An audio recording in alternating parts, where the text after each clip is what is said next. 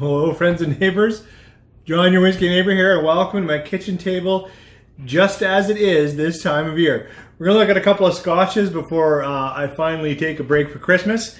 We're going to look at Glenfiddich 14-year-old ex-bourbon, and then we will look at GlenAllachie 12-year-old. So this will be a fairly quick review, a fairly just-in-time review of Glenfiddich 14 and GlenAllachie 12.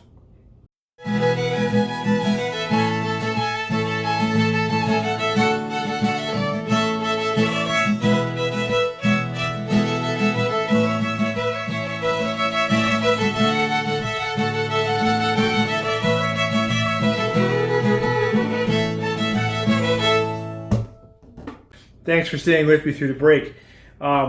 As I said, I wanted to talk about a couple. I wanted to review. It's funny, near the end of the year, I wanted to review a bunch of different whiskey, and you just run out of time. And now you might think I staged the chaos, but actually, table is exactly the way I found it. I just thought I'll plunk down and shoot a couple of quick thoughts. And the reason is I recently was invited to a friend's place. Thank you, sir. And I brought a few bottles to kind of lead a flight.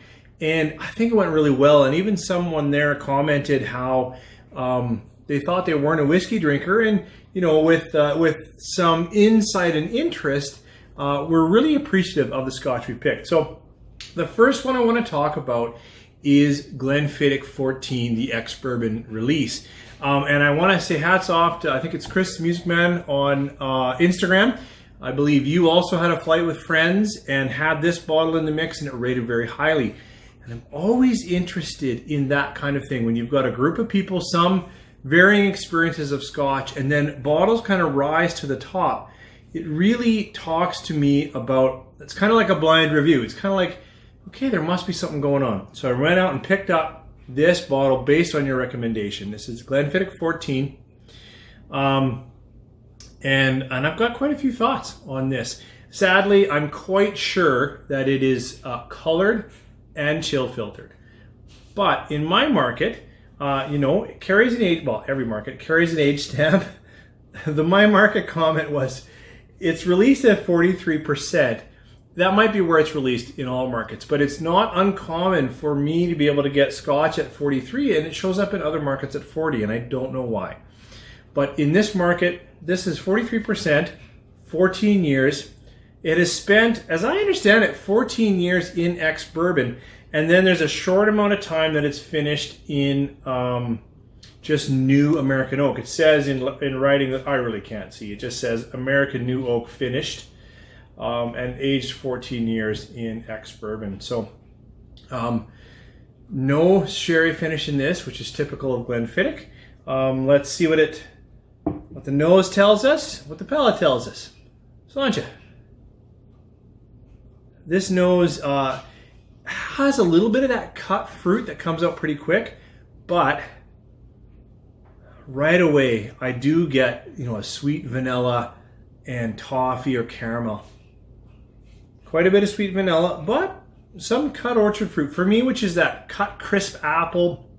If it's pear, it's that green Bartlett, you know, you cut it with a knife, kind of crisp fruits. Very light citrus. And definitely vanilla. Let's see how it tastes.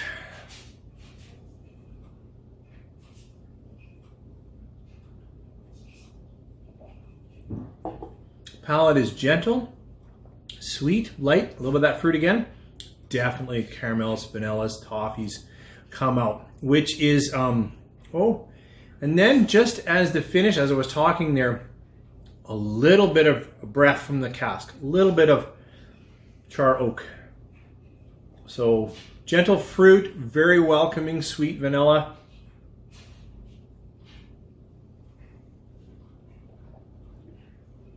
Little cream, lots of caramel, toffee. Still some of that Speyside Scotch in there, so it's still got some of the cut fruits and a little bit of maltiness. I mean, it is a single malt, which is excellent. And breathing in the finish, you're going to get some of that charred oak. Look, this is a pretty simple dram. It sits on the shelf in my neck of the woods about $45. I've seen it as high as $65. but it is really reasonably affordable, carries an age stamp, and I think has a broad appeal. I quite like it. It's a very easy, I don't mean easy, it's an approachable Scotch. It's got a good flavor profile. It's got enough Scotch nature that a Scotch drinker would like it. It's got a significant amount of vanilla and caramel.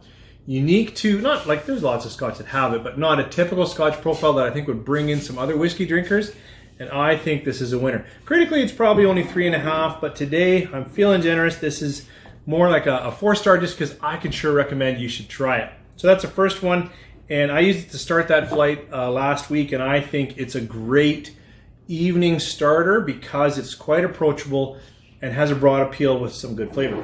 So now let's move over to GlenAllachie. Now, just like Glenfiddich is no stranger to anyone, everyone who's ever had a single malt has probably had a Glenfiddich. GlenAllachie, smaller, unique distillery. You might think no one has heard of it, except that anyone tuning into my channel has probably seen Ralphie. And back in 2018, Ralphie picks a whiskey for the next year. And he picked GlenAllachie 12 as his 2019 whiskey of the year. The year would be the year of this whiskey.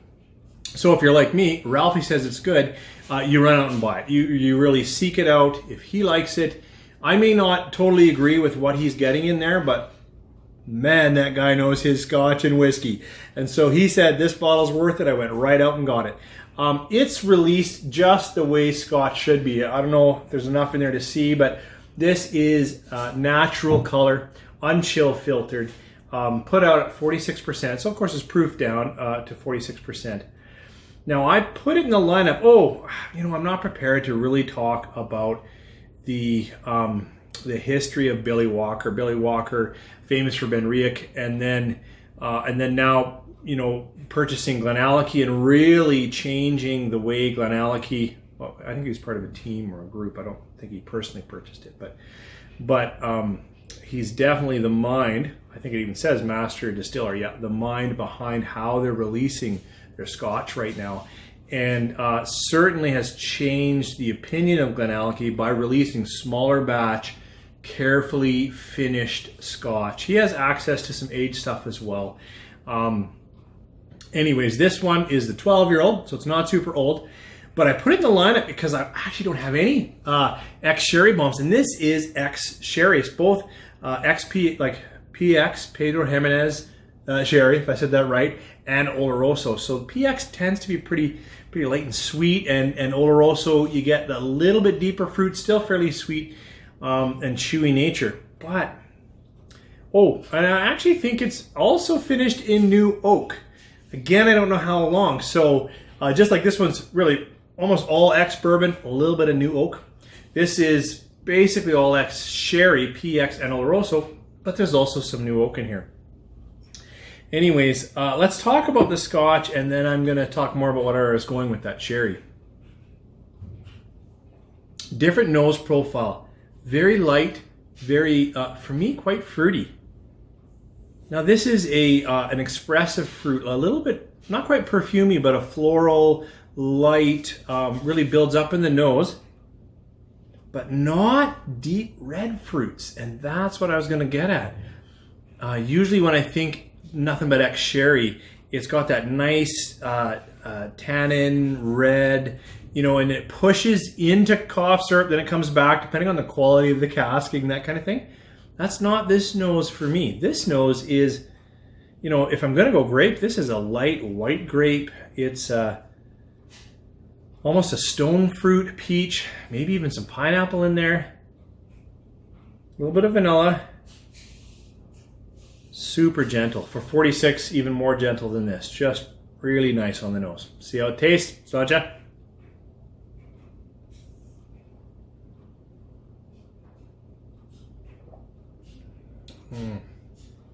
What a rich palate. That one. Oh, and then the finish. Okay, I got to stay in the palate. Take another quick sip. In the mouth, I find this one starts at light sweet, but pretty quickly goes deeper. Caramels, My mouth comes alive. It's not that it's spicy, but it prickles up. And I attribute that to some nice wood influence. So there's some spicing in here, little gentle Christmas spicing. And then the finish starts to work. And the finish to me is all cask. It's all some wood nature, some good wood, a little bit, it feels like a little edge of older wood, some char. Wow. Okay, light fruit, sweet, not off-putting sweet, but definitely, I would think, open up perfumey sweet. I think most people will pick that up.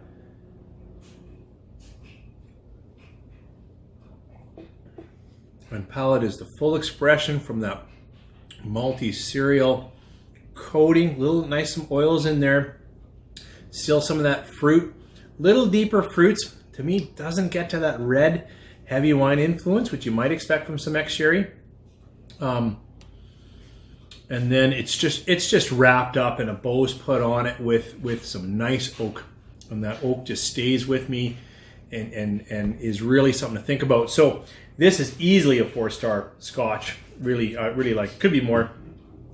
Different neighborhood though, right? Like in my neck of the woods. Now I know pricing is different everywhere, but this bottle is twice the price of this bottle. So easier to grab and pour the Glenfiddich 14 than the GlenAllachie. But I would suggest, you know, if you're looking for, there's some more layer in there, like anyways.